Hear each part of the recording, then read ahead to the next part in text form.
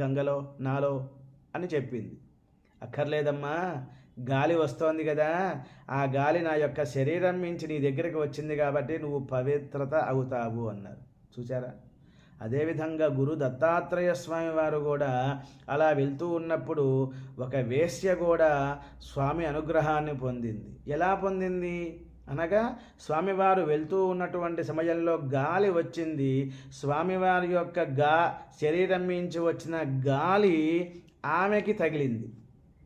ఆమె భగవంతుడి యొక్క అనుగ్రహాన్ని పొందింది, సద్గురువుల యొక్క ఆశీర్వచనాన్ని పొందింది.